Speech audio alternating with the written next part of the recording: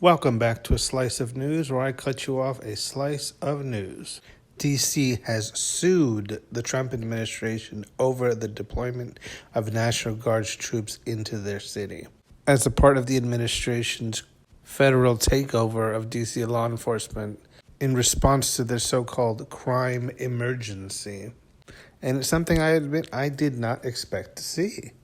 It seemed like the DC government had basically just let all these thousands of troops come into their city and take it over, essentially, and do nothing about it. Just kind of said, yeah, this is okay. I mean, the people, the citizens certainly were not okay with it. They've been protesting since they were first brought in last month. But the local government seemed to be perfectly fine with this. But this may be a sign that what looked like compliance was actually a plan. Seemed like you're okay with it and then slam him with the lawsuit. Honestly, I don't know. I mean, I want to be optimistic and think that it wasn't just a matter of cowardice by the DC mayor and the DC government. So to see this upcoming lawsuit seems like a positive sign that maybe it wasn't just laying down and letting him do whatever he wants. And it sets a precedent that say that sending troops into cities like this is not okay. Similar to the ruling a few days ago in California that ruled that the Trump administration sending military troops to Southern California was also illegal. And with their sights set on other major cities to try to do the same, perhaps this is a sign that they will have more trouble trying to do this again than they were expecting. As should come as no surprise when the news broke about this, a White House spokesperson came out and said this was just an attempt to undermine the president's great and very successful war on violent crime in the city.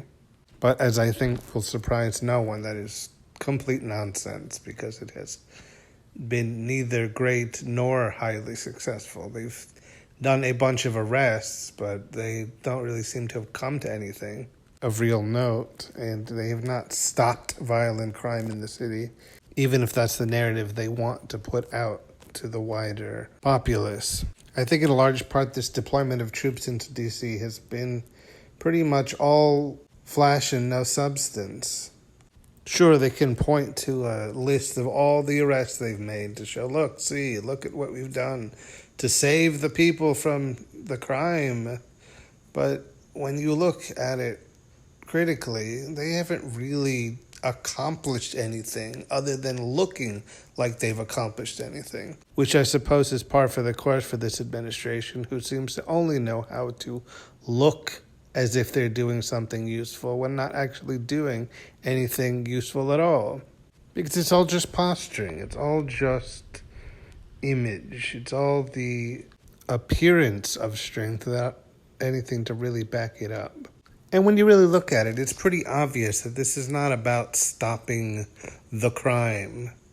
Not in Washington, not in Chicago, not in Baltimore, not in any of the major cities that he's trying to send these troops to. Because while they're being sent in on the pretense of stopping the crime, it's obvious that the real plan is to send them into cities that are Democrat strongholds, places where the president's political enemies hold power, so that he can try to feel like he's exerting his power over them through the military.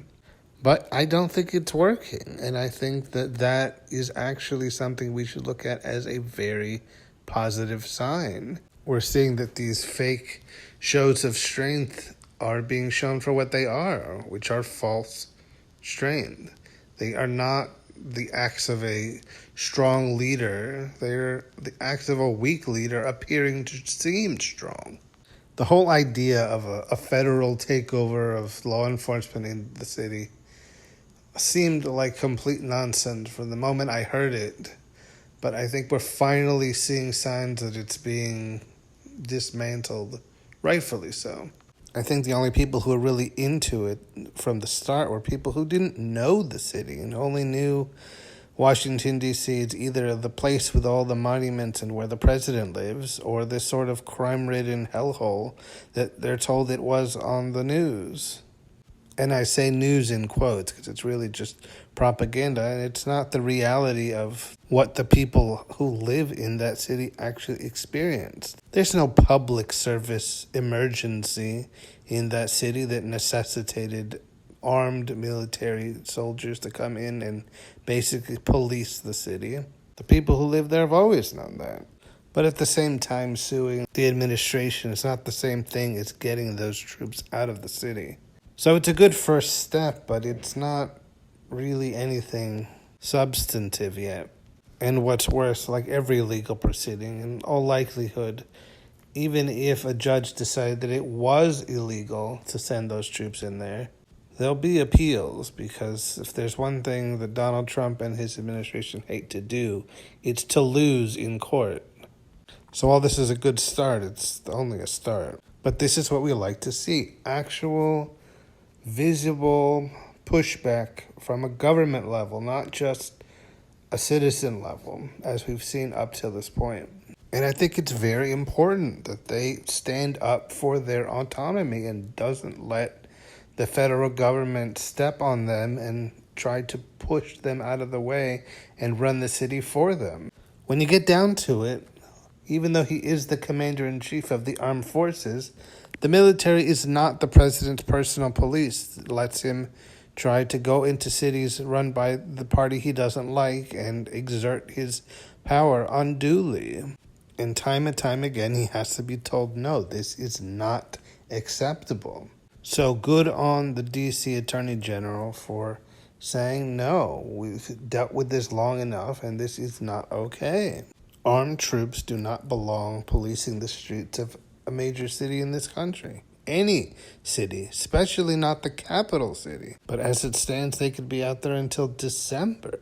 So this suit is coming at the right time to, at very least, make the opposition to them being there as clear as possible, and that even if they remain there, they are not wanted there. And bottom line, there's going to come a time where we're going to be looking back on this. And it's important to set up now that these sorts of actions were not just allowed to happen without question or opposition. And that when laws were being broken, they were not allowed to be just for the quote-unquote greater good. And I, for one, am looking forward to seeing the resolution of this suit. And if it is found that the deployment of the troops into D.C. really was illegal and unconstitutional. Though at the same time, I recognize the administration has never cared very much whether or not what they're doing is unconstitutional or illegal, because they know that they really have no consequence, even if they are in the wrong. I think what we're seeing really pushes back on this notion that the president has, that he has the absolute authority to send the troops into wherever he wants, whenever he wants, because as the president, he can just do that. So it's paramount that he be reminded that no, he in fact does not have the absolute authority to do something like this. And all this is not even touching upon the point that it is probably costing an exorbitant amount of money to have these soldiers constantly deployed in the city. So if nothing else, it's a huge monetary drain for no real productive reason. Even if we did all buy into this notion that sending in armed troops into a city reduces the crime, what would this mean? That we're going to send in military into every major city to keep the crime down? That's illogical and irrational. Not to mention massively unaffordable. So other than looking like a big strong man who can send in the troops to do his bidding, I don't really see what the end game for this really is. It seems like just useless posturing. But I suppose useless and posturing are two words that describe our president pretty well. But as a developing story, we'll just have to see where this suit goes. And one can only hope in a positive direction. So that'll be it for this episode. So I've been your host, Mr. Slice, and until next time when I cut you off, another slice of news.